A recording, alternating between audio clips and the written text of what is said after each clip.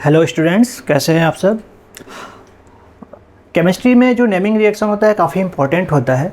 तो आज मैं आप लोगों को कुछ ट्रिक बताता हूँ कि किस तरीके से नेमिंग रिएक्शन को हम आइडेंटिफाई कर सकते हैं और उसे रिएक्शन में इन्वॉल्व कर सकते हैं।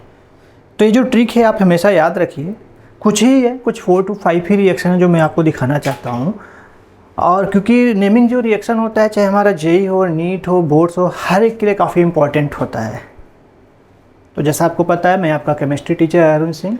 तो चलो स्टार्ट करते हैं हम कुछ नेमिंग रिएक्शन, और फिर उसके बाद जो हमारा सीरीज चल रहा था उसको हम कंटिन्यू करेंगे। तो देखो बच्चों, क्या है नेमिंग रिएक्शन में यहाँ पे कुछ ऑर्गेनिक केमिस्ट्री के जो काफ़ी इंपॉर्टेंट है। तो सबसे पहले यहाँ पे आता है एल्डोल कंडेंसेशन। देखो, आपने एल्डिहाइड एंड कीटोन्स अगर किया होगा तो एल्डिहाइड और कीटोन्स में जो एल्डोल कंडेंसेशन होता है उसे हम अल्फा हाइड्रोजन रिएक्शंस भी कहते हैं। क्यों कहते हैं? क्योंकि वहाँ पे जो अल्कलीज होता है, अल्कलीज मीन्स होता है कि ये जो रिएक्शन हो रहा है किस मीडियम में हो रहा है। रिएक्शन होता है यहाँ पे बेसिक मीडियम में, जो डाइल्यूट फॉर्म में होता है, उस मीडियम में होता है, इसलिए हम इसको अल्कलीज बोलते हैं। क्योंकि अल्कलीज के प्रेजेंस में रिएक्शन कैरीड होता है जब 2 सेम एल्डिहाइड्स आपस में रिएक्शन करते हैं। सेम, सिमिलर नहीं बोलना, 2 सेम एल्डिहाइड आपस में जब रिएक्शन करते हैं तो they must have alpha hydrogen. अगर अल्फा हाइड्रोजन नहीं रख रहे हैं तो इनके बीच रिएक्शन नहीं होगा। अगर रिएक्शन नहीं होगा तो मतलब सिंपल सा है, तो हमारा एल्डोल नहीं है। अब इसका ये मतलब नहीं कि जिस किसी के पास अल्फा हाइड्रोजन नहीं है रिएक्शन करेगा रिएक्शन, लेकिन फिर वो एल्डोल नहीं होगा। और ऐसे मॉलिक्यूल जिनके पास अल्फा हाइड्रोजन नहीं होते और वो कॉन्सनट्रेटेड अल्कलीज के प्रेजेंस में होते हैं तो उसे हम कैनिजारो रिएक्शंस बोलते हैं, जिसमें अल्फा हाइड्रोजन की कोई ज़रूरत नहीं होती। लेकिन अगर यहीं 2 डिफरेंट एल्डिहाइड हो जाए या एल्डिहाइड और कीटोन्स हो जाए जिनमें अल्फा हाइड्रोजन है और वो आपस में रिएक्शन कर रहे हैं, तो वहाँ पे उसे हम क्रॉस एल्डोल कंडेंसेशन कहते हैं।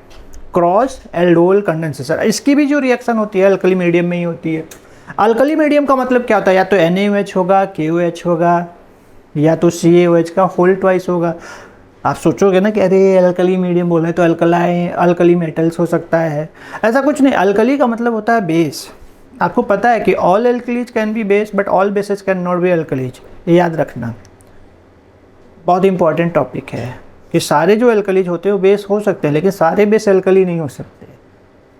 ठीक है, तो यूजुअली हम यहाँ पे यही देखते हैं। तो देखो, एल्डोल कंडेंसेशन में आपको दिखाई दे रहा होगा कि 2 एल्डिहाइड है यहाँ पर जो आपस में रिएक्शन कर रहे हैं और दोनों एल्डिहाइड के पास क्या है? अल्फा हाइड्रोजन है। इसको मैं आपको दिखाता हूँ कैसे होता है। ठीक है, देखो, लेट्स सी हियर। देखो, बिल्कुल लोड लेके नहीं करना है, आपको जितना समझ में आए उसी हिसाब से करना है। लोड लेके करोगे तो कुछ हो नहीं पाएगा। हम बात कर रहे हैं एल्डोल कंडेंसेशन की। तो जैसे सपोज कर लो, मैंने यहाँ पे लिया CH3, C double bond O और H, एल्डिहाइड है। अब ये जो एल्डिहाइड है कैसे पता चलेगा? क्योंकि C double bond O H group है तो एल्डिहाइड ही है। इसके जस्ट एडजेसेंट कार्बन जो होता है उसे हम अल्फा कार्बन बोलते हैं, और उस अल्फा कार्बन पे कनेक्टेड हाइड्रोजन्स को हम अल्फा हाइड्रोजन बोलते हैं। फिर से अगर हम इसका रिएक्शन दूसरे एल्डिहाइड के साथ करा दें, देखो यहाँ पर, और किसके प्रेजेंस में हो रहा है? याद रखो, मैंने बताया था डाइल्यूट NaOH हो सकता है। मैं आपको अभी कुछ पॉइंट्स लिख के दे दूंगा। डाइल्यूट NaOH के प्रेजेंस में होता है तो होता क्या है? तो मैं आपको एक शॉर्टकट बता रहा हूँ, आप उस शॉर्टकट को यूज करना। क्योंकि आप एग्ज़ाम में सोचते नहीं रहोगे ना कि ये ऐसे करना है, अटैक यहाँ करेगा फिर यहाँ जाके लगेगा। मैकेनिज्म जब पूछेगा तो आप दिखा सकते हो, वो भी बोर्ड्स में मैकेनिज्म पूछता है, जेईई और नीट में थोड़ी पूछता है। तो जेईई और नीट में तो सिलेक्ट ही करना होता है। तो आपको मैं एक आइडिया दे रहा हूँ क्या करना है। तो देखो, इसमें भी कहीं ना कहीं अल्फा हाइड्रोजन इसके पास है, क्योंकि अल्फा कार्बन है तो अल्फा हाइड्रोजन होगा। तो हम रिएक्शन कैसे कराएंगे?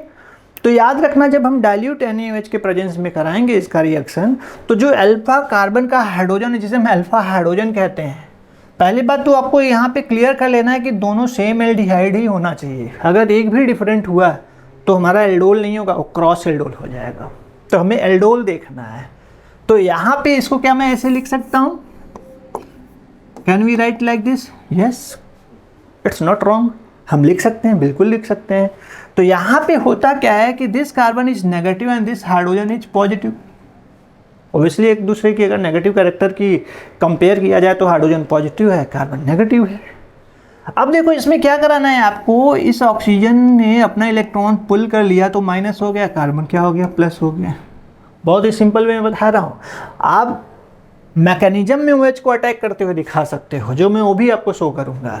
अभी होगा क्या कि ये जो CH2 नेगेटिव है आपको पता चल गया कहाँ जाएगा, इसके साथ, और जो H प्लस है वो कहाँ जाएगा, O के साथ। देखो बहुत ही सिंपल में बता रहा हूँ।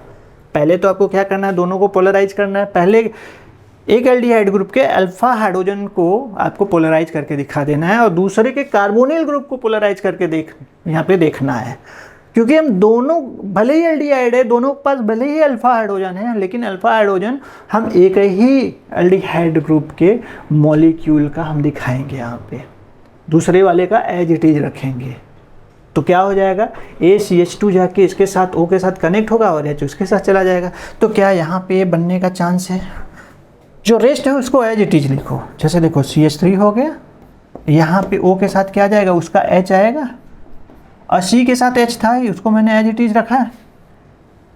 फिर CH2 नेगेटिव है, इसके साथ आके क्या हुआ, लग गया। तो देखो ये बन गया CH2 C double bond OH। बहुत ही सिंपल वे में समझो। अब सोचोगे तो बन गया, नहीं, अभी हमारा एल्डोल कंडेंसेशन प्रोडक्ट नहीं बना है। अभी जो हमने प्रिपेयर किया वो एल्डोल प्रोडक्ट है। देखो इसे हम एल्डोल बोलते हैं, लेकिन एल्डोल कंडेंसेशन में लेके जाना है। This is aldol product but not condensation. कोई बोल दे अरे इसी को बोलते हैं, नो इट्स नॉट। अब एल्डोल कंडेंसेशन क्या होगा कि जब आप इसी को फिर से टेम्परेचर, हाई टेम्परेचर पे हीट करोगे तो इसमें क्या होगा, क्योंकि ये जो हाइड्रोजन है अभी देख रहे हो ना, इसे एसिडिक हाइड्रोजन बोलेंगे। क्यों, क्योंकि ये जो CO ग्रुप है कार्बोनिल का वो -I का काम करेगा, and that's why this is the acidic hydrogen, याद रखना। तो जब ये एसिडिक हाइड्रोजन है तो क्या मैं इसके हाइड्रोजन को ऐसे दिखा सकता हूँ, एक हाइड्रोजन को यहाँ पर, बिल्कुल दिखा सकता हूँ। तो यहाँ देखो एलिमिनेशन होगा, जब आप हीट करोगे तो इसके रिस्पेक्ट में यही अल्फा हाइड्रोजन है, देख रहे हो ना, इसके रिस्पेक्ट में यही अल्फा हाइड्रोजन है। तो वो अल्फा हाइड्रोजन और ये HOH आपस में क्या करेंगे, बॉन्ड बनाकर निकल जाएंगे एज ए वाटर के फॉर्म में। याद रखो जब भी आप एरो के नीचे कोई मॉलिक्यूल नेगेटिव में लिखते हो तो इसका मतलब वो क्या हो रहा है, रिलीज हो रहा है, रिएक्शन इन्वॉल्व नहीं हो रहा है, बल्कि रिएक्शन से प्रोडक्ट साइड में जा रहा है, रिलीज हो रहा है वो। अब देखो ये CH हो जाएगा, ये भी CH हो जाएगा।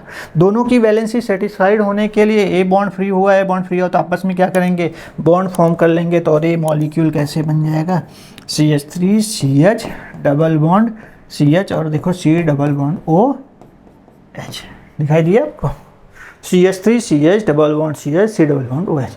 Now that is your aldol condensation product, क्योंकि कंडेंस हुआ ना, वाटर रिलीज हुआ, तो इसीलिए इसको क्या बोलते हैं, एल्डोल कंडेंसेशन प्रोडक्ट बोलते हैं। अब सोचोगे अगर सर जी इसमें मैकेनिज्म दिखाना हो तो कैसे होगा, वो भी हो जाएगा। मैकेनिज्म दिखाता हूँ आपको, नोट कर लो, पहले मैकेनिज्म भी दिखा देता हूँ, आपको डाउट नहीं आएगा। देखो मैकेनिज्म में क्या करते हैं, सबसे पहले CH3, या पहले NaOH को आपको दिखा दूँ, नहीं तो भी डाउटफुल रहेगा ना। NaOH है तो इसको क्या करो, आयोनाइज करा दो, क्या हो जाएगा Na प्लस और OH माइनस। ठीक, अब आपको क्या करना है कि एक एल्डिहाइड ग्रुप लेने हैं और उसके ऑक्सीजन को, उसके हाइड्रोजन को ओपन करके दिखा देना है। तो एक काम करो, हाइड्रोजन को एकदम उसके साथ ही रखो, उसको अलग करने की जरूरत नहीं है, बस ऑक्सीजन को दिखाओ। अब होगा क्या कि यहाँ पे जो OH माइनस है, ओके, ये कहाँ अटैक करेगा, इस कार्बन पे। क्यों, क्योंकि जब ऑक्सीजन अपना इलेक्ट्रॉन खींचेगा तो ये माइनस हो जाएगा और कार्बन क्या हो जाएगा, प्लस हो जाएगा, इसलिए वहाँ पे अटैक करेगा। और जब ये अटैक करेगा तो आप देख सकते हो यहाँ पे जो बनने वाला है प्रोडक्ट वो हो जाएगा CH3, और यहाँ पे O के साथ माइनस हो गया, यहाँ पे H तो था ही, यहाँ पे आ गया OH, यहाँ पे आ गया OH। ठीक है, ध्यान से देखना। अभी नेक्स्ट क्या करना है, यहाँ पर क्लियर है इतना। नेक्स्ट क्या करना है, आपको दूसरे मॉलिक्यूल का जो एल्डिहाइड ग्रुप है उसको ले लेना है, उसको अटैक करा देना। अब सोचो कहाँ अटैक करेगा, क्योंकि इसके पास है इलेक्ट्रॉन, तो A प्लस फॉर्म में और A माइनस फॉर्म में। ये जब इसके साथ जाएगा तो क्या बन जाएगा, H प्लस बन जाएगा। क्या बन जाएगा, H प्लस, क्योंकि प्रोटोनेट कर रहा है ना। तो जैसे ही प्रोटोनेट किया तो क्या फॉर्म हुआ, आप देखो H प्लस बनाओ और CH2 माइनस बन जाएगा। ठीक है, या तो आप चाहे पहले इसके निकाल दो, पहले ही H प्लस को निकाल दो, CH2 को साइड में रख दो, क्योंकि CH2 भी कहीं ना कहीं फिर बाद में अटैक करेगा, कैसे अटैक करेगा, आई विल शो यू। तो देखो होगा क्या, पहले तो दिखा देता हूँ आपको। CH3 हुआ और यहाँ पे CHO माइनस हो गया और यहाँ पे O के साथ क्या आ गया, H2 आ गया, तो ये हो जाएगा प्लस, समझो ये हो गया प्लस, और यहाँ पे इसके साथ CH2 माइनस, ध्यान से देखो, और C डबल बॉन्ड OH हो गया। तो होगा क्या, अभी A माइनस पार्ट यहाँ अटैक करेगा और ये वाटर लेकर बाहर चला जाएगा, वाटर के फॉर्म में क्या हुआ, बाहर चला गया। और ध्यान से देखो, तो यहाँ पे क्या हो गया, CH3 CH और यहाँ O माइनस है ही, और आप देख सकते हो क्योंकि वाटर लेके वो बाहर चला जाएगा, तो बचेगा क्या, CH2 C double bond O और H हो गया यहाँ। अब वाटर क्या हुआ, रिलीज हो गया, आपने देखा, क्योंकि वाटर निकलेगा तभी तो ये जाके अटैक कर रहा है ना कार्बन पे, जो वहाँ पे मैंने दिखाया है। अब फिर से आप क्या करो, वाटर के प्रेजेंस में इसको प्रोटोनेट करा दो भाई, अगर आपको कराना है तो, क्योंकि H प्लस के फॉर्म में अगर प्रोटोनेट कराओगे तो क्या हो जाएगा, H हो जाएगा, ये क्या हो जाएगा, H हो जाएगा। या तो एक ये भी काम कर सकते हो आप, प्रोटोनेट कराने के बाद इसके भी H को तो निकालना होगा ना, क्योंकि दो तरीके से H निकालना है, क्योंकि अभी तो हम एल्डोल प्रोडक्ट बनाएंगे, फिर उसके बाद एल्डोल कंडेंसेशन में जाएगा। तो जब प्रोटोनेट करा दोगे तो क्या फॉर्म हो जाएगा, यहाँ पे देखो ध्यान से, पहले प्रोटोनेट करा दोगे तो क्या हो जाएगा, तो हो जाएगा, इस पे जा रहा है तो यहाँ पे हुआ CH3 COH हो गया, आपको दिख रहा होगा, और CH है और CH2 है, CH2 को मैं ऐसे दिखा रहा हूँ, देख रहे हो, और C डबल बॉन्ड OH हो गया। अभी क्या होगा, ध्यान से देखना, बहुत क्लियर। अभी क्या हो रहा है कि इसके पास इलेक्ट्रॉन है, अब ये H इसके पास जा रहा है, तो ए बॉन्ड यहीं पे शिफ्ट हो जाएगा, कार्बन का हो गया है माइनस, H जा रहा है ना प्लस, तो फाइनली क्या होगा, यहाँ पर CH3 CH और देखो OH2 हो गया, और इसके पास क्या आ गया, प्लस आ गया, और CH यहाँ पे माइनस हो गया, देखो, और C डबल बॉन्ड OH हो गया, दिखाई तो दे रहा होगा। अब फिर से आप मैकेनिज्म में आगे लेके अगर जा रहे हो तो ये अपना इलेक्ट्रॉन लेके निकलेगा, तो ये कार्बन हो जाएगा प्लस, तो माइनस प्लस आपस में क्या करेगा, बॉन्ड बना लेगा, क्योंकि वाटर चला गया, और फाइनली आपके पास इनके बीच में क्या हो जाएगा, डबल बॉन्ड। तो आप देख सकते हो CH3 CH double bond CH और C डबल बॉन्ड OH। आप अच्छे से देखो, अगर जिस किसी को समझ में नहीं आया तो पूछ सकते हो, काफ़ी इजी इसका मैकेनिज्म है। देखो बुक टू बुक मैकेनिज्म अलग अलग तरीके से दिखाता है, तो आपको डाउटफुल नहीं होना है, लेकिन आपको कौन सा अटैकिंग रिएजेंट कहाँ पे अटैक करना है, इसी को आपको माइंड में रखना है। पता चला कि आप अलग अलग ऑथर्स के अलग अलग बुक देख रहे हो और कन्फ्यूजन क्रिएट है, नहीं, ये मैकेनिज्म बहुत रेयर पूछता है बोर्ड्स में, और जेई नीट में तो कभी पूछता ही नहीं, उठा के देख लो। अगर पूछ भी लिया तो आपको किसी एक वे का, कोई भी बुक, कोई किसी भी ऑथर का, क्योंकि देखो क्या होता है कि अगर आपके पास सपोज कर लो कोई बीकर है, अगर आप उसमें इन सारे कंपोनेंट्स को डाल रहे हो, सबस्ट्रेट को और अटैकिंग एजेंट, वहाँ आप देख तो नहीं रहे हो ना कौन पहले अटैक कर रहा है कौन बाद में अटैक कर रहा है, बट आपको ये सिर्फ इतना माइंड में हो रहा है कि ये न्यूक्लियोफिलिक रिएक्शन है कि इलेक्ट्रोफिलिक, तो ये कौन सा रिएक्शन है, न्यूक्लियोफिलिक एडिशन रिएक्शन है, फिर कंडेंसेशन में जाता है, पहले एडिशन होता है फिर कंडेंसेशन में जाता है।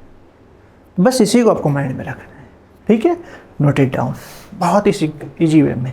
तो जिस तरीके से हमने अभी एल्डोल का पार्ट किया, वैसे ही एक और रिएक्शन मैं आपको दिखाता हूँ। देखो इसमें क्या होता है कि जब सेम टाइप के एल्डिहाइड रिएक्शन किए तो क्या बोले आपने, एल्डोल, लेकिन जब यहाँ पे 2 डिफरेंट एल्डिहाइड लोगे तो क्या होगा, क्रॉस एल्डोल। तो देखो क्रॉस एल्डोल में होता क्या है, 4 प्रोडक्ट्स मिलते हैं, कितने, 4। देखो इसको समझने का एक ही बेस्ट वे है, अपना पेन उठाओ, नोटबुक उठाओ और लिखना स्टार्ट कर दो, जैसे मैं कराता जा रहा हूँ वैसे भी करते जाओ, तो आपको बहुत ही अच्छे से समझ में आएगा, नहीं तो बस देख के स्किप कर जाओगे, समझेगा ही नहीं। चलो देखो यहाँ पे बात करते हैं किसकी, क्रॉस एल्डोल की। देखो क्रॉस एल्डोल जो रिएक्शन होता है अगर हम इसकी बात करें तो यहाँ पे 2 एल्डिहाइड्स और कह सकते हो 2 डिफरेंट एल्डिहाइड हो सकता है या एल्डिहाइड एंड कीटोन्स हो सकता है जिनके बीच में रिएक्शन होता है, तभी हम उसको क्या बोलते हैं, क्रॉस। और इसमें आपको 4 प्रोडक्ट्स मिलेगा। आप सोचो कैसे, इसमें तो 2 क्रॉस एल्डोल के प्रोडक्ट्स मिलते हैं और 2 एल्डोल के प्रोडक्ट्स मिलते हैं, वो भी मैं आपको दिखाऊंगा। चलो देखो एक एग्जांपल लेता हूँ। देखो CH3 है, C डबल बॉन्ड O है और H है, इसे हम बोलते हैं इथेनॉल। फिर इसके बाद हमने लिया CH3, देखो CH2, C double bond OH, इसे हम क्या बोलते हैं, प्रोपेनॉल। आप सोचोगे सर आपने हाइड्रोजन ऐसे क्यों दिखा दिया? हाइड्रोजन मैंने ओपन करके इसलिए दिखा दिया जिससे आपको ईजी हो समझने में। चाहे तो आप कंडेंस फॉर्म में भी लिख सकते हो। इसका जब रिएक्शन हम यहाँ पे डाइल्यूट NaOH के साथ जब कराएंगे, फिर से अब डाइल्यूट ही NaOH नहीं हो सकता, डाइल्यूट KOH भी हो सकता है, डाइल्यूट CaOH का होल ट्वाइस भी हो सकता है। मैं बार बार बोल रहा हूँ, आपको समझ के लेना है आपके। अब होगा क्या कि यहाँ पे भी आप देखोगे, मैंने बताया, डायरेक्ट बता रहा हूँ, मैकेनिज्म भी आपको दिखा दिया, आप उसी मैकेनिज्म को फॉलो करो।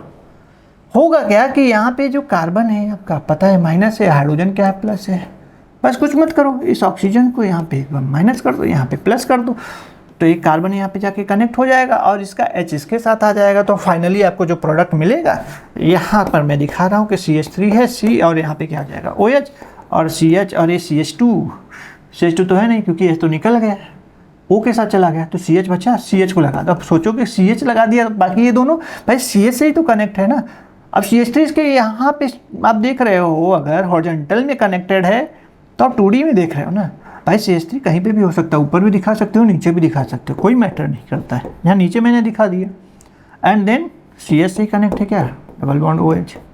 मैंने कुछ नहीं किया, मैंने CH को ले जाके कनेक्ट करा दिया, बस CH से जो भी कनेक्टेड था उसको एक सही सीक्वेंस में मैंने रख दिया, देखो ये बन गया। तो इसे हम क्रॉस एल्डोल प्रोडक्ट बोलते हैं, लेकिन क्रॉस एल्डोल कंडेंसेशन नहीं। क्रॉस एल्डोल कंडेंसेशन कब होगा, जब आप फिर से एक स्टेप्स लेके जाओगे, हीट करोगे और जो इसका हाइड्रोजन है, क्योंकि ये फंक्शनल ग्रुप है, इसमें 2 फंक्शनल ग्रुप है, आप देख सकते हो, एक एल्डिहाइड का है, एक एल्कोहल का है। तो एल्डिहाइड की प्रायोरिटाइज ज़्यादा है किससे, एल्कोहल से, इसलिए इसके रिस्पेक्ट में जो अल्फा होगा हाइड्रोजन वही इन्वॉल्व होगा। तो क्या मैं इसके हाइड्रोजन को ऐसे लिख सकता हूँ यहाँ पर, यस लिख सकता हूँ। तो ये दोनों आपस में फिर से देखो रिलीज हो गए और इनके बीच में क्या बन जाएगा, डबल बॉन्ड। तो आपके पास यहाँ पे जो मॉलिक्यूल है CH3 और डबल बॉन्ड आ जाएगा, क्योंकि CH तो है ही, CH3 CH double bond C, और इसी के साथ देखो CH3 है और C डबल बॉन्ड O और H, जिसे बोलते हैं cross aldol product, cross aldol condensation product. This is the cross aldol product, cap बोल सकते हो। This is the cross aldol condensation product, CaCP, ये डिफरेंस है। अब सोचो कि यहाँ पे इसका नाम क्या पढ़ोगे, 1 2 3 4 ब्यूट है, 2 पे इन है, लेकिन उससे पहले मिथाइल लिखना पड़ेगा। क्या लिखोगे, 2 मिथाइल ब्यूट 2 इन अल। क्या लिखोगे, 2 मिथाइल ब्यूट 2 इन अल। तो एक प्रोडक्ट ये मिला, नोट कर लो। देखो इसमें दूसरा भी प्रोडक्ट मैं दिखाता हूँ। दूसरा प्रोडक्ट कैसे मिलेगा, बस इसको इधर लिख देना है और इसे इधर लिख देना है, क्योंकि अटैकिंग एजेंट जो है मैं सामने दिखा रहा हूँ जिससे आपको पता चले। तो देखो ये जो था हमारा, इसे बोलते हैं प्रोपेनॉल और इसे बोलते हैं इथेनॉल। तो पहले हमने इथेनॉल लिया, इसका प्रोपेनॉल। तो प्रोपेनॉल का हमने अल्फा हाइड्रोजन शिफ्ट कराया था, अब हम इथेनॉल का अल्फा हाइड्रोजन शिफ्ट कराएंगे, आपको समझ में आएगा। हमने प्रोपेनॉल का भी शिफ्ट कराया था, अब हम इथेनॉल का। देखो मैंने यहाँ पे इसके हाइड्रोजन को ऐसे लिख दिया आपको समझाने के लिए, सिर्फ नथिंग एल्स। चलो मैंने यहाँ पे एक काम किया, CaOH का होल ट्वाइस लिख देता हूँ, कन्फ्यूजन नहीं होना है आपको भाई। कन्फ्यूज क्यों होगे, क्योंकि ये भी तो है एल्कलीज, ये भी तो है एल्कलीज, है ना। 2-4 बातें हम लोग कर लेते हैं और आगे भी देखते हैं। अब बताओ, सोच के बताओ, अल्फा हाइड्रोजन कौन सा है, यही है। अब इसका अल्फा हाइड्रोजन है, सेम मैंने बताया कि आपको करना क्या है, you consider this is minus, this is your plus. बहुत ही सिंपल, अल्फा कार्बन आइडेंटिफाई करो, उसके पास हाइड्रोजन है या नहीं है उसको आइडेंटिफाई करो। एक के पास भी अगर अल्फा हाइड्रोजन है तो क्रॉस तो मिलने वाला है। नॉट नेसेसरी कि यहाँ पे दोनों के पास हो, यहाँ दोनों के पास होना जरूरी नहीं है। एक के पास भी अगर अल्फा हाइड्रोजन है तो हमारा क्रॉस एल्डोल होगा ही होगा। तो है यहाँ पे, क्योंकि इसी से हमने पहले भी रिएक्शन कराया तो वहाँ पे हमने देखा कि क्या मिल रहा था हमें, 2 मिथाइल ब्यूट 2 इनोनल। यहाँ पे क्या मिलेगा, तो यहाँ क्या करो, इसको ऊपर ले जाओ, माइनस हो जाएगा प्लस हो जाएगा, तो HO के साथ चला जाएगा और इसके साथ कनेक्ट हो जाएगा। तो मैं यहीं पे लिख के दिखा दे रहा हूँ क्योंकि इसके आगे भी स्टेप्स लेके जाना है। देखो आपको समझ में आएगा, AOH हो गया, ACH यहाँ पे इसके साथ इसका CH2 आगे कनेक्ट हो गया और C डबल बॉन्ड OH। इसे बोलते हैं क्रॉस एल्डोल प्रोडक्ट। फर्दर अगर आप इसको हीट कर रहे हो तो यही अल्फा हाइड्रोजन है ना, क्यों, क्योंकि इसके ये जो फंक्शनल ग्रुप है उसके बाजू वाले कार्बन यानी एडिसेंट कार्बन को ही तो हम अल्फा कार्बन बोलते हैं और उससे कनेक्टेड हाइड्रोजन को अल्फा हाइड्रोजन। तो क्या मैं इसके हाइड्रोजन को ऐसे लिख सकता हूँ, ओनली 1, क्योंकि 2 था, एक को मैंने ऊपर दिखा दिया। क्योंकि आप हीट करोगे तो यहाँ पे देखो ये वाटर के फॉर्म में निकल जा रहा है, एरो के नीचे मैंने दिखा दिया और इनके बीच डबल बॉन्ड बन गया। तो क्या फॉर्म होगा, CH3 CH2 CH double bond and CH C double bond OH। देखो बच्चों, ये जो भी रिएक्शन है जो मैं बता रहा हूँ किसी भी एग्जामिनेशन के पॉइंट ऑफ व्यू से बहुत ही ज़्यादा important, very very very important reaction. तो देखो यहाँ पे क्या बना, क्या सेम प्रोडक्ट बना, नहीं। इसके पहले वाले में आपके पास मैंने बताया था क्या था, 2 मिथाइल ब्यूट 2 इनोनल था। यहाँ पे सीधा देख सकते हो पेंटेन 2 इनोनल बन रहा है। टोटल कार्बन अगर देखोगे 1 2 3 4 5 बन, पेंटेन 2 इनोनल बन गया, है ना डिफरेंट। अब इसके दोनों क्रॉस थे, पहले वाला भी और दूसरा वाला भी। अब चूंकि अगर आपको फिर से तीसरा प्रोडक्ट भी चौथा प्रोडक्ट भी देखना है ना, तो आपको इसी को 2 बार लेके आपस में रिएक्शन करा देना है और फिर इसको आपस में 2 बार लेके रिएक्शन करा देना है। तो एक इससे मिल जाएगा, एक इससे, जैसा एल्डोल में हमने देखा था ना, तो वैसे ही एल्डोल में क्या होता है कि 2 सेम एल्डिहाइड 2 सेम एल्डिहाइड, तो कितने हो गए, 4 हो गए, क्योंकि 2 क्रॉस का और 2 यहाँ पे हमारा एल्डोल का। क्लियर है, चलो आगे देखते हैं हम लोग। अभी इतना ही नहीं है, अभी तो जो आपने किया एल्डोल किया, एल्डोल काफ़ी इंपॉर्टेंट। इसमें देखो एक इंट्रा एल्डोल कंडेंसेशन भी आता है जिसमें रिंग फॉर्म हो जाता है। सोचोगे कैसे, जो चलो दिखाई देता हूँ, नहीं तो आप लोग बोलोगे कि अरे दिखाया ही नहीं। इसे बोलते हैं इंट्रा एल्डोल कंडेंसेशन रिएक्शन। ठीक है, बहुत क्लियर बता रहा हूँ, देखो ध्यान से देखो। मान लो हमारे पास यहाँ CH3 है, C डबल बॉन्ड O है, फिर यहाँ पे मैंने CH2 लिया, यहाँ CH2 लिया और यहाँ पे C डबल बॉन्ड O लिया और यहाँ पे क्या लिया, CH3। ये भी किसी न किसी अल्कली के प्रेजेंस में रिएक्शन हो रहा है। मान लो H माइनस हमने ले लिया। क्या करना है, देखो ये दोनों कार्बन इस कार्बोनिल के बीच में, ज़्यादा रिएक्टिव तो अगर देखा जाए अल्टीमेटली तो अल्फा कार्बन में यही होने चाहिए, लेकिन क्या हो रहा है कि यहाँ पे दोनों के बीच में है, तो यहाँ स्टेरिक रिपल्सन बनेगा। तो फिजिबिलिटी के साथ जो हाइड्रोजन निकलना चाहेगा तो कौन सा निकलेगा, ए वाला या तो ए वाला, क्योंकि इसमें भी ए भी अल्फा है, ए भी अल्फा है, ए भी अल्फा है, ए भी अल्फा है। अब सोचो इससे के रिस्पेक्ट में अल्फा है, अल्फा है, इसके रिस्पेक्ट में अल्फा है, अल्फा। तो हम जो फ्री फॉर्म में होता है, क्योंकि आपको पता है जो कार्बन का हाइड्रोजन बिल्कुल फ्री है वो आसानी से निकलना चाहेगा, तो हम कौन से हाइड्रोजन को निकालने की कोशिश करेंगे, इसके। ठीक है, या तो इसके जो फ्री फॉर्म में हो। बीच वाले का क्यों नहीं, क्योंकि बीच वाले में हम निकाल सकते हैं, लेकिन जो रिंग बनेगा वो हाईली अनस्टेबल रहेगा।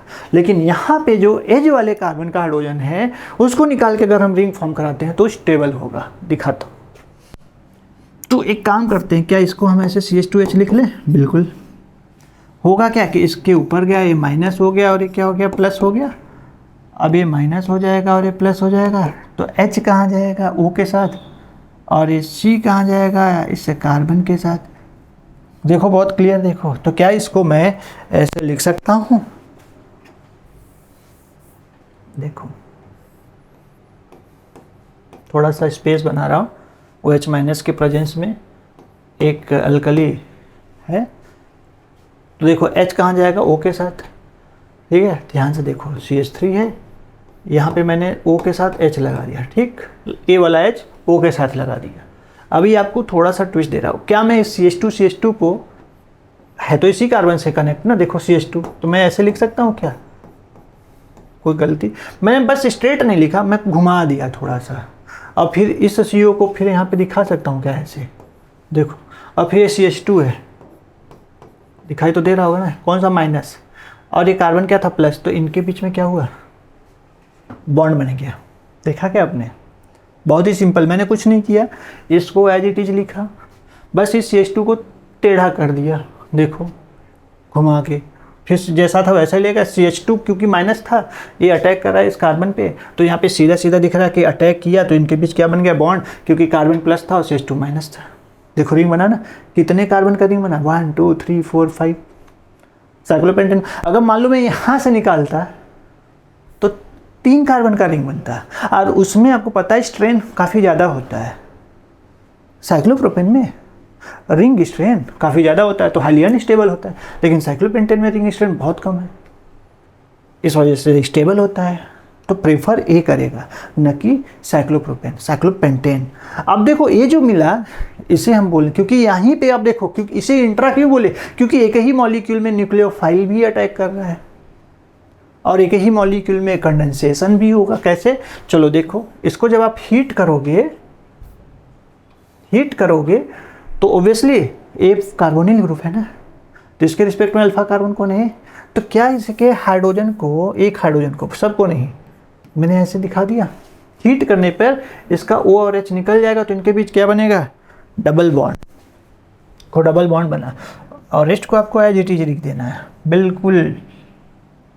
तो देखो C क्या करना है, ये CH3 है, यहाँ पे मैंने CH2 लिया, यहाँ मैंने CH2 लिया,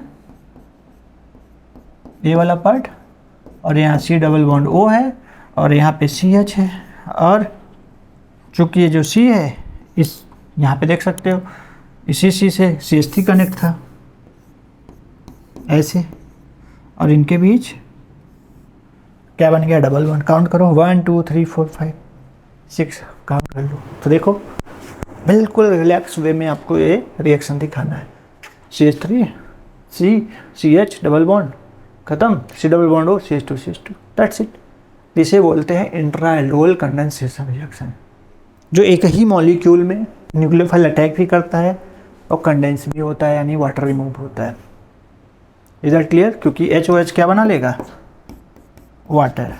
होप तो समझ में आया होगा, काफ़ी इंपॉर्टेंट रिएक्शन है, इसके ऊपर तो काफ़ी सारा क्वेश्चन पूछा भी गया है।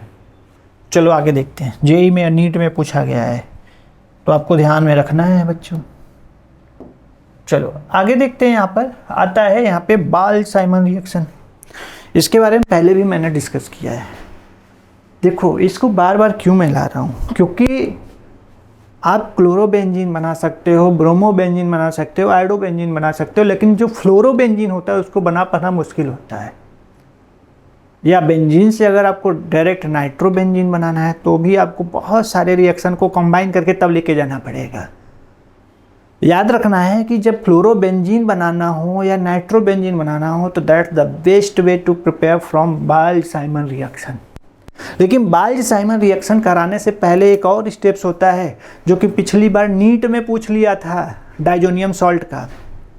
क्या दे दिया, एनिलीन दे दिया, NaNO2 दे दिया, 2 मोल HCl दे दिया। ये सर्सन रीजन का क्वेश्चन है, देख लेना आप कब का है क्वेश्चन। अगर मैं बात करूँ तो 2022 का, आप 2022 में आप नीट का पेपर उठाइए, अब देखिए वहाँ पे दे दिया था, बस एरो पे उसने टेम्परेचर, हाई टेम्परेचर लिख दिया था।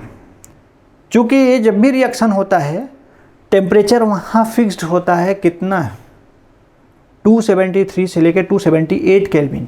अगर इसके ऊपर टेम्परेचर गया तो प्रोडक्ट हाईली अनस्टेबलाइज हो जाएगा। और बच्चों ने उस टेम्परेचर पे ऊपर फोकस नहीं किया, कुछ लोग तो उसे गलत करके आ गए, मैक्सिमम लोगों ने गलत किया था।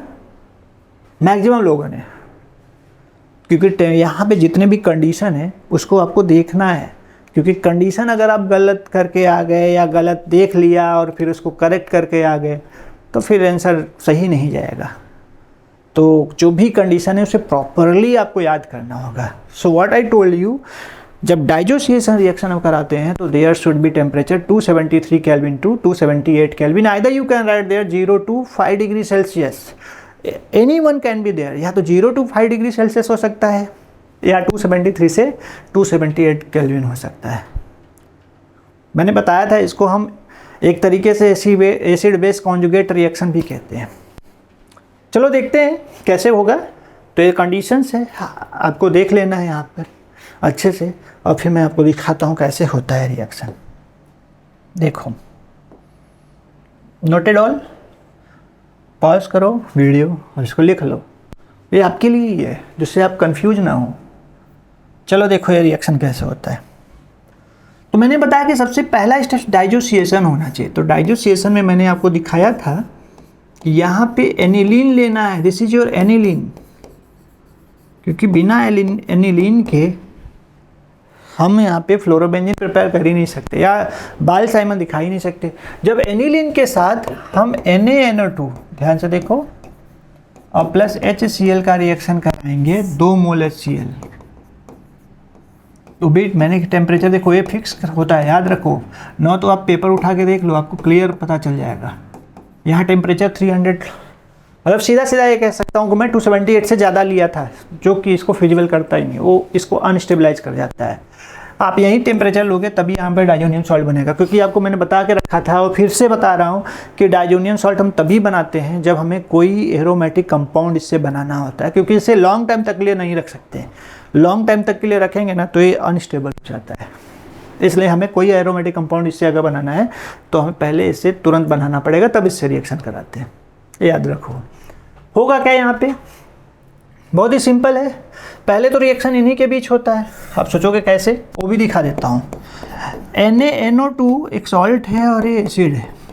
सोडियम की जो रिएक्टिविटी है, मेटल है ना, हाइड्रोजन से ज़्यादा होती है, तो H यहाँ आ जाएगा और Na यहाँ चला जाएगा, देख रहे हो, H यहाँ आ जाएगा। तो इनके बीच जब रिएक्शन हुआ तो क्या बन गया, HNO2 बना और प्लस NaCl, और यही HNO2 फिर से रिएक्शन में इन्वॉल्व होता है, HNO2, क्योंकि NaCl तो निकल गया, एक NaCl निकल गया, ठीक है, क्योंकि एक ही मोल HCl लिया था ना, एक यहाँ पे 2 मोल था, 1 मोल के साथ हमने रिएक्शन करा के बना दिया। समझ में आ रहा है ना। तो रिएक्शन ऐसे भी दिखा सकता है, या तो वहाँ पे दिखा सकता है कि 1 मोल HNO2 एंड 1 मोल HCl के साथ, ये भी हो सकता है। याद रखना, मैं दोनों इसलिए दिखा रहा हूँ, कैसे भी रिएक्शन आ सकता है मेरे प्यारे बच्चों, तो आपको समझ के लेना है। मैं नहीं चाहता कि आप इन सारे रिएक्शन को देख के कंफ्यूज हो जाओ। ये सारे काफ़ी इजी होते हैं, आपको लगता है कि ऑर्गेनिक बहुत टफ है, नहीं, अगर हम इसको सीक्वेंस में फॉलो करें, स्टेप्स में फॉलो करें तो ऑर्गेनिक बहुत ईजी लगता है। चलो आगे देखते हैं। इसको भी ट्रिक में बता रहा हूँ, ट्रिक बता रहा हूँ, सिर्फ ट्रिक को यूज़ करना है। वहाँ पे आप बॉन्ड दिखाते नहीं चलोगे कि ये बॉन्ड इसके साथ जा रहा है, इसके साथ जा रहा है, ऐसे रिएक्शन नहीं, ट्रिक यूज करो। क्या करोगे, इसका Na कितने Cl है यहाँ पे देखो, क्योंकि 2 मोल है तो मतलब हम कहेंगे ना 2 Cl है, यहाँ 1 मोल है तो इसका मतलब 1 Na है, तो सोडियम 1 है, Cl 2 है। हाँ, एक बात और बताना मैं भूल गया, जब भी आप डाइजोसिएशन रिएक्शन करते हो ना, इसमें जो सबस्ट्रेट और रिएक्टेंट्स, जिसे हम रिएक्टेंट्स बोलते हैं, सबस्ट्रेट रिएजेंट को मिलाकर, इनकी जो कॉन्सेंट्रेशन है फिक्स्ड है। मतलब अगर रिएक्टेंट्स की अमाउंट फिक्स्ड है तो प्रोडक्ट की भी जो फॉर्मेशन होगी वो क्या होगी, फिक्स्ड ही होगी। बस इसको माइंड में रखना है आपको। तो देखो 1 सोडियम 2 क्लोरीन, तो 1 सोडियम 1 क्लोरीन के साथ चला जाएगा, गया, बिल्कुल गया, गया ना। तो सोडियम खत्म, एक क्लोरीन खत्म, एक क्लोरीन अभी भी है, 2 हाइड्रोजन है, 2 ऑक्सीजन है, 1 नाइट्रोजन। तो 2 हाइड्रोजन यहाँ से और 2 हाइड्रोजन इस एनिलीन के नाइट्रोजन के साथ जो है वो कितने हो गए, 4, 2 यहाँ से 2 यहाँ से 4, और 2 ऑक्सीजन के साथ तो क्या बना लेगा, 2 वाटर। देखो बन गया, 2 वाटर बन गया। मतलब चारों हाइड्रोजन चले गए, यहाँ से 2 हाइड्रोजन, 2 हाइड्रोजन यहाँ से चला गया, और यहाँ से ऑक्सीजन सब गायब हो गया। बचा क्या, एक क्लोरीन और एक नाइट्रोजन। तो नाइट्रोजन जो बचा है, नाइट्रोजन के साथ जाके क्या करेगा, बॉन्ड फॉर्म कर लेगा और डाइजोनियम सॉल्ट बनाता है, क्योंकि बॉन्ड बनाते ही नाइट्रोजन के ऊपर क्या जाएगा प्लस, और क्लोरीन तो माइनस होता ही, जो एक दूसरे को अट्रैक्ट करेंगे और यहाँ पे बॉन्ड बन जाएगा। This is known as diazonium salt. और इसको हम ऐसे भी लिख सकते हैं, don't confuse, N2Cl, this is our diazonium salt. अब यही डाइजोनियम सॉल्ट यूजफुल होता है सैंडमेयर रिएक्शन के लिए, गेटेरमैन रिएक्शन के लिए, बायल-साइमन रिएक्शन के लिए। So we are doing here Balz Schiemann. तो let's see about the Balz Schiemann. मैंने बना दिया है, उसको आपको देखना है और लिख लेना है। देखो बायल-साइमन रिएक्शन जो होता है HBF4 के साथ होता है, जिसे हम फ्लोरोबोरिक एसिड बोलते हैं, टेट्राफ्लोरोबोरिक एसिड या फ्लोरोबोरिक एसिड भी कह सकते हो। बहुत ही सिंपल है। होगा क्या, इसका H इसके Cl के साथ गॉन चला जाएगा, क्या बना के HCl। अब BF4 वहाँ पे कनेक्ट करा दो, अगर आपको लग रहा है तो कनेक्ट करा दो ना N2 के साथ। तो देखो N2 के साथ BF4 क्या हुआ, कनेक्ट हो गया।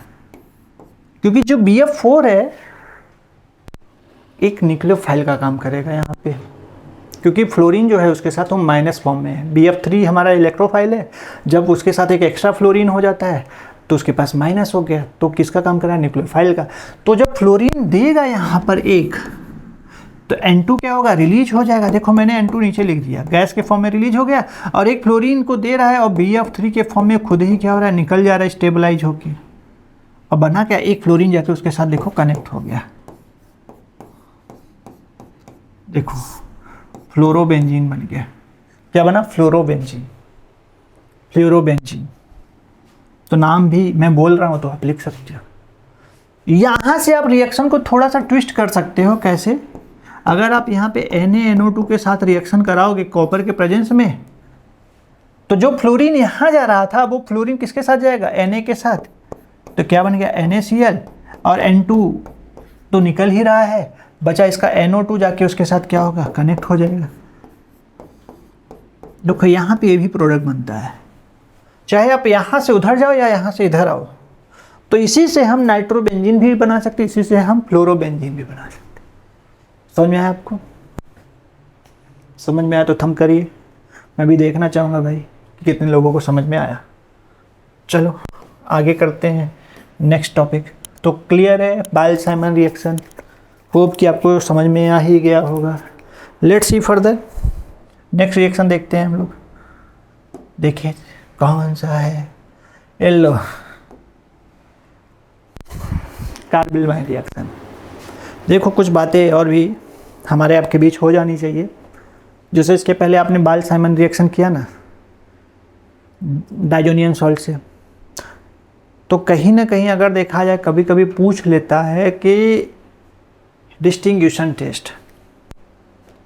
तो डिस्टिंग्विशन टेस्ट के लिए हम डाइजोनियम सॉल्ट को यूज करते हैं।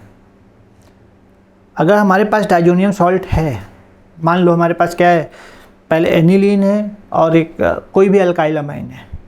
हमें पता है अल्काइल अमाइन भी रिएक्शन करेगा तो डाइजोनियम सॉल्ट देगा, अराइल अमाइन भी यानी बेंजीन अमाइन भी अगर रिएक्शन करेगा तो भी डाइजोनियम सॉल्ट देगा। लेकिन जो डाइजोनियम सॉल्ट हमें अल्काइल अमाइन से मिलता है और जो डाइजोनियम सॉल्ट हमें बेंजीन अमाइन से मिलता है, उन दोनों में डिफरेंस है। क्यों? क्योंकि अगर इन दोनों की रिएक्शन हम अगर फिनॉल के साथ कराए तो जो यहाँ पे कलर या प्रिसिपिटेट फॉर्म होता है वो फिनाइल वाले डाइजोनियम सॉल्ट के साथ बनता है, अल्काइल वाले डाइजोनियम सॉल्ट के साथ नहीं बनता। इसीलिए इससे हम कंफर्म कर सकते हैं, इसे डिस्टिंग्विश कर सकते हैं कि कौन सा हमारा अराइल अमाइन है और कौन सा अल्काइल अमाइन। क्योंकि अराइल अमाइन डाइजोनियम सॉल्ट तो बनाकर वो फिनॉल के साथ रिएक्शन करके डाई बनाता है जो कलर्ड होता है, या तो एनिलीन के साथ रिएक्शन करके फिर भी डाई बनाता है जो कि कलर्ड होता है। फिनॉल के साथ कराएगा अगर वहाँ पे रिएक्शन कर रहा है और जो प्रोडक्ट दे रहा है वो ऑरेंज कलर का डाई देता है, और जो एनिलीन के साथ रिएक्शन करके दे रहा है वो येलो कलर का डाई देता है। तो ये कंफर्म हो गया कि ये हमारा फिनाइल अमाइन है। लेकिन अल्काइल अमाइन डाइजोनियम सॉल्ट तो बना लेगा, लेकिन neither that react with phenol nor benzene amine, ना ही वो फिनॉल के साथ रिएक्शन करेगा और ना ही बेंजीन अमाइन के साथ। तो याद रखना सेम केस यहाँ पे भी कार्बिल अमाइन जो रिएक्शन होता है ये भी एक तरीके का डिस्टिंग्विशन टेस्ट होता है। स्पेशली याद रखो बोर्ड्स के बच्चे, नीट के बच्चे, जेई के बच्चे, इसको जितना भी मैं बता रहा हूँ इसको ध्यान में रखें।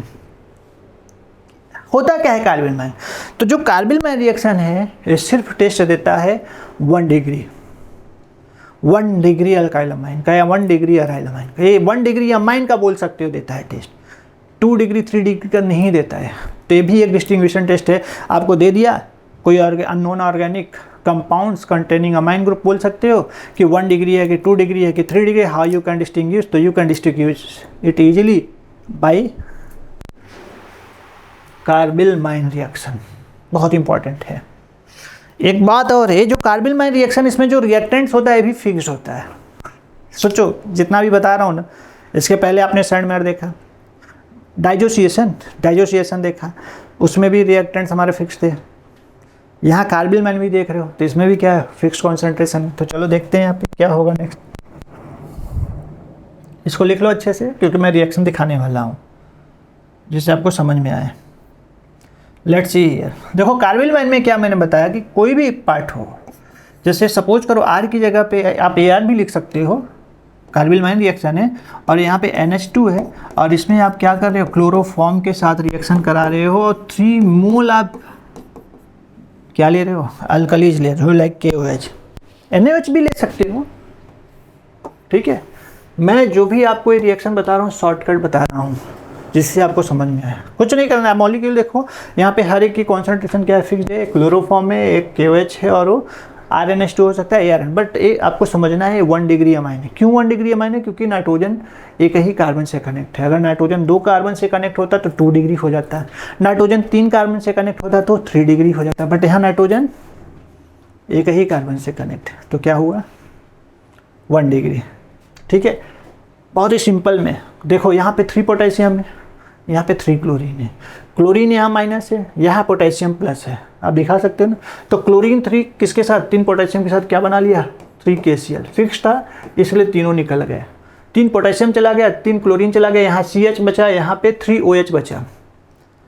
3 OH मतलब 3 ऑक्सीजन है, 3 हाइड्रोजन है। यहाँ पे देखो 2 हाइड्रोजन है और 1 हाइड्रोजन है, तो 2 हाइड्रोजन और 1 हाइड्रोजन और यहाँ पे 3 हाइड्रोजन, टोटल कितने हाइड्रोजन हो गए, अगर ऐड कर दे तो 6 हो गए। तो जो 6 हाइड्रोजन है इस 3 ऑक्सीजन के साथ क्या होगा, निकल जाएगा, क्या बनाकर, 3 वाटर। अब देखो अच्छे से क्या मैंने बताया, 2 हाइड्रोजन यहाँ है, 1 हाइड्रोजन यहाँ है, टोटल हाइड्रोजन हो गए 3, यहाँ पे खुद ही इसके पास 3 हाइड्रोजन हो गए टोटल 6 और 3 ऑक्सीजन है। आपको पता है कि 1 ऑक्सीजन 2 हाइड्रोजन वाटर बनाता है, तो 6 हाइड्रोजन और 3 ऑक्सीजन क्या बनाएगा, 3 वाटर मॉलिक्यूल जो है, ये दिख रहे हो, क्लियर। अब क्या करना है आपको, यहाँ पर बचा क्या, क्योंकि आपके हाइड्रोजन भी चले गए, ऑक्सीजन भी चला गया, पोटेशियम भी चला गया, बचा क्या यहाँ पे, कार्बन और वहाँ नाइट्रोजन। तो जो कार्बन है वो नाइट्रोजन के साथ जाके बॉन्ड फॉर्म कर लेगा, ट्रिपल बॉन्ड, जिसमें से 2 कोवैलेंट होते हैं और एक कोऑर्डिनेट होता है, जिसमें नाइट्रोजन अपना पेयर ऑफ इलेक्ट्रॉन कार्बन को देता है उसको स्टेबलाइज करने के लिए, बैलेंस सेटिस्फाइड करने के लिए। तो इसे बोलते हैं क्या, अल्काइल आइसोनाइट्राइल। जब भी बॉन्ड नाइट्रोजन से कार्बन का हो, इधर अल्काइल ग्रुप से या बेंजाइल ग्रुप से, बेंजाइल मतलब फिनाइल ग्रुप, तो इसे हम बोलते हैं अल्काइल आइसो नाइट्राइल बोलो या साइनाइड बोलो, तो ऐसे बनाते हैं। फिनाइल आइसोनाइट्राइल भी हो सकता है जब आर की जगह क्या हो जाए, पीएच हो जाए, क्योंकि ये चेंज हुआ क्या नहीं। आप यहाँ पे AR भी लिख लो, आपकी मर्जी, यहाँ पे आप दिखा दो कि भाई इसके साथ या तो A हो सकता है या तो AR हो सकता है। AR का मतलब aryl group, black benzene ring, understood. तो सिर्फ तभी होगा जब 1 डिग्री। अब सोचो मैं क्यों बोला, क्योंकि यहाँ पे इसकी हाइड्रोजन की जो रेशियो है इनके साथ मिलकर 3 वाटर निकला। अगर सपोज करो ये सेकेंडरी होता, सेकेंडरी का मतलब यहाँ पे एक ही फिर H बचता ना, क्योंकि NH group, nitrogen group 2 carbon से कनेक्ट होता है, तो कितने हाइड्रोजन हो जाते हैं हमारे पास, यहाँ से 3, यहाँ से 1 और यहाँ से 1, टोटल 5 ही होते हैं। क्या वाटर निकलता है? नहीं। अगर मान लो टर्सरी होता तो फिर वहाँ पे वो कंप्लीट वाटर रिलीज होता, फिर भी 1 ऑक्सीजन बच जाता है, तो नहीं। इस वजह से यहाँ पे ये 1 डिग्री का टेस्ट देता है। तो याद रखना है, carbylamine reaction can give the test of 1 degree only 1 degree amine है। It does not give test of 2 degree and 3 degree. समझ आया? तो मेरे प्यारे बच्चों नोट कर लो। चलो आगे देखते हैं, शायद एक और है जो आपको आना चाहिए। चलो ये लो आ गया, ये लो आ गया, कैनिजारो रिएक्शन। मैंने स्टार्टिंग में ही एक्सप्लेन किया था कि कैनिजारो तभी होगा जब वहाँ पे कार्बोनिल कंपाउंड के पास अल्फा हाइड्रोजन अब्सेंट हो। अगर अल्फा हाइड्रोजन है तब तो कैनिजारो नहीं होगा, क्योंकि कैनिजारो को हम डिसप्रपोर्शनेशन रिएक्शन भी कहते हैं। आई रिपीट इट कि कैनिजारो को हम डिसप्रपोर्शनेशन रिएक्शन भी कहते हैं। डिसप्रपोर्शनेशन रिएक्शन का मतलब क्या होता है कि जब ऑक्सीडेशन एंड रिडक्शन दोनों साथ में हो, मतलब साथ में मतलब एक ही एटम में हो, एक ही एटम में हो, एक ही एटम ऑक्सीडाइज भी हो रहा है मॉलिक्यूल का, एक ही एटम क्या हो रहा है, रेड्यूस हो रहा है, तो उसे हम क्या बोलेंगे, कैनिजारो रिएक्शन बोलते हैं। लेकिन इसमें एक बात याद रखना है आपको, अल्फा हाइड्रोजन होने क्या नहीं होना चाहिए, अल्फा हाइड्रोजन। अगर अल्फा हाइड्रोजन है तो फिर कैनिजारो रिएक्शन नहीं होगा। लेट्स सी, अगर हम देखते हैं यहाँ पे नेक्स्ट, तो इसको अच्छे से नोट कर लो क्योंकि मैं रिएक्शन दिखाने वाला हूँ और ये भी शॉर्टकट ही बताऊँगा। मैकेनिज्म वगैरह तो मैंने आपको बताया है कैसे होगा, नहीं समझ में आया तो फिर से मैकेनिज्म दे दूँगा, लेकिन पहले आप देख लो यहाँ पे। अच्छा एक बात बताओ कि मान लो मैंने यहाँ पे फॉर्मल्डिहाइड लिया, दिस इज आर फॉर्मल्डिहाइड, ठीक है, and this is also are formaldehyde. एक ही मॉलिक्यूल है ना भाई, सेम मॉलिक्यूल है ना, तो एक ऑक्सीडाइज होगा है, एक रेड्यूस होगा यहाँ पे। अब इसका हम क्या करें, concentrated, remember I told you कि ये जब भी रिएक्शन होगा कॉन्सेंट्रेटेड अल्कली के प्रेजेंस में होगा। तो देखो मैं शॉर्टकट बता रहा हूँ, मैंने फिर से बताया मैं शॉर्टकट बता रहा हूँ। होगा क्या, NaOH को मैं क्या ऐसे लिखूँ, यस लिख सकता हूँ। देखो होगा यहाँ पे होता कुछ नहीं है, ये जो क्योंकि ऑक्सीजन नेगेटिव है ना, दिस विल अटैक हियर, ऊपर जाएगा तो जब ये ऊपर गया तो अटैक इसके साथ किया तो क्या फॉर्म होगा, यहाँ पे चला जाएगा तो ONA बन जाएगा इसके साथ और O हो जाएगा माइनस। जैसे ये अटैक इधर करेगा, या तो इसको एक काम कर लो, हाइड्रोजन निकल रहा है ऐसे भी दिखा सकते हो, ONA अटैक यहाँ कर रहा है, हाइड्रोजन जा रहा है, तो ये हाइड्रोजन माइनस के फॉर्म में निकल जाएगा, ये हाइड्रोजन प्लस के फॉर्म में जाएगा। तो क्या बना, क्योंकि ये हाइड्रोजन और ये हाइड्रोजन निकल रहा है ना, हटा दो, पूरे तरीके से हटा दो, तो H C double bond O और ONA इसके साथ क्या हुआ, बन गया। देखा आपने, ये माइनस है प्लस, तो ये हाइड्रोजन जो माइनस है, हाइड्रोजन जो प्लस है, हटा दो पूरे तरीके से। क्या करो इसके साथ, चूँकि इसमें भी क्या है, ये जब ऊपर जाएगा तो ये माइनस हो जाएगा और ये प्लस हो जाएगा, तो जो प्लस वाला H है O के साथ आ जाएगा, जो माइनस वाला H है वो कार्बन के साथ आ जाएगा, तो क्या बनेगा, ये HCH तो था ही, O के साथ क्या आ गया, H आ गया, और इसके साथ कौन सा है, ये माइनस वाला H यहाँ आ गया, प्लस वाला H इसके साथ चला गया। तो आप देख सकते हो यहाँ पे क्या बना, CH3OH, और वहाँ क्या बना, HC double bond ONA। Clear, ठीक है। चूँकि आपने देखा कि जो हमारा एल्डिहाइड ग्रुप है इसके साथ कोई अल्फा कार्बन ही नहीं है, तो अल्फा हाइड्रोजन होने की तो बात ही नहीं है। लेकिन एक बात और कि इसमें जो भी रिएक्शन होगा हमेशा कॉन्सेंट्रेटेड अल्कली के प्रेजेंस में होगा। तो चलो मैं एक आपको रिएक्शन दे के रख रहा हूँ, और मैं देखूँगा कि कौन कौन ऐसे स्टूडेंट्स हैं जो इस रिएक्शंस को करके मुझे कमेंट करेंगे। आई होप कि आप अगर पढ़ने वाले बच्चे हो तो आप ज़रूर मुझे कमेंट करोगे, टाइम पास करने वाले होगे तो नहीं करोगे। अब मुझे ऐसे बच्चे चाहिए भी नहीं जो टाइम पास करे, जो आए देखे और चला जाए, बिल्कुल नहीं। तो चलो देखो, कॉन्सेंट्रेटेड एक KOH के साथ हो रहा है, ठीक है। तो इसे नोट कर लो। सबसे पहला काम होना चाहिए कि आपको फाइंड करना है कि इसमें अल्फ़ा कार्बन है कि नहीं है। अगर अल्फ़ा कार्बन है तो अल्फ़ा हाइड्रोजन है या नहीं। अगर अल्फ़ा हाइड्रोजन होगा तो रिएक्शन नहीं होगा, तो अब हमारा वो कैनिजारो रिएक्शन नहीं होगा। नोट कर लिया, चलो नोट कर लो फटाक से।